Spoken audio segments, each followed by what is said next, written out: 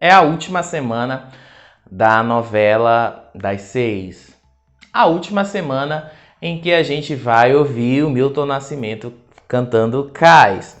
E vai ser a última semana que a gente vai ter que ver uma trama que se arrastou por 8 meses no ar. Nos Tempos do Imperador, devia ter estreado no dia 30 de março de 2020. Ela deveria ter substituído Éramos Seis. Mas, talvez por uma questão bastante óbvia, ela foi a mais afetada na pandemia. Primeiro, como eu falei, é uma questão bastante óbvia, é uma novela de época. E uma novela de época, ela tem um trabalho de produção bem mais trabalhoso, porque ela precisa montar em ambientações, ela precisa montar cenários, ela precisa ter os figurinos certinho, ela precisa arrumar aquela iluminação, tudo direitinho. Então uma novela de época, ela demanda mais tempo de produção mesmo. Por isso que as novelas de época, elas são gravadas com bastante antecedência com relação às novelas feitas nas épocas mais recentes. Mesmo que algumas novelas mais recentes sejam de relativamente ou alguma época em específico, mas ainda assim ela não demanda tanta produção como uma novela de época. O texto de Nos Tempos do Imperador podia ter sido um texto até muito bom com relação aos links que ele faz com o Brasil de 2021, 2022. A novela teve inúmeras referências ao que está rolando no Brasil hoje, a política brasileira de hoje. Claro que dentro do contexto da própria história, mas a novela foi praticamente repensada para isso. Eu acredito que especialmente o personagem do Tunico Rocha, do Alexandre Nero, ele, se tivesse sido feito em 2020, antes de toda essa crise que a gente está vivendo no Brasil, antes, inclusive, de todos esses acontecimentos que envolvem o presidente e a família dele, esse seria um personagem completamente diferente. Tá na cara que o Alexandre Nero se inspirou nesses fatos reais, tá na cara que ele se inspirou no presidente e na família dele para dar vida ao Tunico Rocha. O Tunico Rocha é praticamente o Bolsonaro deputado. Ele se inspirou nessas nuances do próprio Bolsonaro um pouquinho antes de entrar na presidência e mesmo depois conseguiu juntar isso num personagem. Tem um discurso bem forte, um discurso muito parecido com o do presidente. Ele faz muito bem feito esse papel. Talvez esse seja o papel que mais se salvou dessa novela, porque os outros papéis dessa novela foram bastante ruins. O primeiro papel que foi muito ruim dessa novela é o do próprio Imperador, o Selton Mello. Em vários sites, no Coisas de TV e outros canais, muita gente falando que ele é o típico esquerdomacho.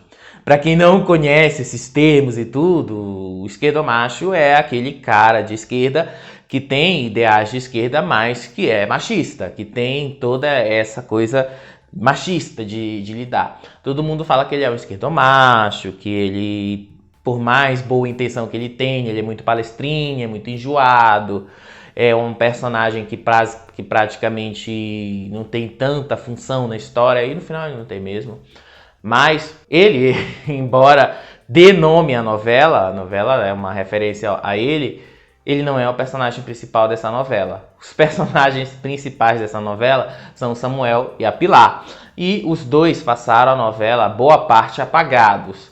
A Pilar, com essa história de querer ser a primeira médica do Brasil, e sim, isso existiu de fato, mas não foi da maneira como a novela contou. E o Samuel, claramente inspirado nos Irmãos Rebouças, o Samuel teve todo esse background de sair da escravidão, usar um nome falso. A história do Samuel é uma história de herói, embora até aqui ele ainda não tenha sido mostrado um dos personagens tão fortes da novela. Ele não é. O personagem mais forte da novela ainda é o Tunico Rocha. E muita gente vai lembrar dessa novela pelo Tunico Rocha e não pelo Imperador do Selton Mello. Outro personagem dessa novela que também praticamente não teve tanta função ali foi a Imperatriz, a Letícia Sabatella, no último trabalho dela na Globo. Pelo menos até agora, né? Porque ela não renovou o contrato com a Globo. O personagem dela é muito sem... Ela não tem praticamente ação na história. Ela tem algumas falas, algumas atitudes bastante heróicas, inclusive como o incêndio no jornal do Tunico Rocha para não revelar as cartas do Dom Pedro com a Condessa de Barral. Ela teve essas passagens assim, não que isso tenha acontecido na vida real, isso não aconteceu na vida real, mas ela é uma da personagem bastante apagada, ela tá ali basicamente para cumprir tabela. A novela, que devia falar dos tempos do Brasil, como o Brasil evoluiu depois da do Novo Mundo, como aquele novo país que foi proclamado por Dom Pedro I evoluiu para se tornar um dos maiores países do mundo, para se tornar uma das potências do mundo. A novela, ela da segunda metade em diante até o final, ela empacou ali na Guerra do Paraguai. Ela tentou fazer pelo menos essa encenação da Guerra do Paraguai. Se a gente tiver que definir nos Tempos do Imperador em poucas palavras, a gente pode dizer que foi a novela que deu para fazer. Os Tempos do Imperador claramente é isso, é uma novela que deu para fazer. Foi a novela que deu para fazer com os recursos que a Globo tinha dentro da pandemia, com as limitações que a pandemia colocou e impôs, e foi a novela que deu para fazer. Isso foi o que deu para fazer, isso foi o que deu para mostrar, e isso foi o que deu para passar para o público. Foi essa a impressão que ficou da gente. Nos Tempos do Imperador, apesar de ter um bom texto em alguns dos personagens, a gente só não pode deixar de lado que é uma novela que abriu a retomada das produções inéditas da Globo depois de 1 ano e meio. Foi a novela que tentou de alguma maneira recuperar a audiência da Globo e falhou miseravelmente nisso. Foi a novela que quis mostrar um pouquinho dessa história do Brasil, mas a pandemia não deixou. Foi algo que precisavam ter feito com muito mais tempo, com muito mais esmero, com muito mais cuidado.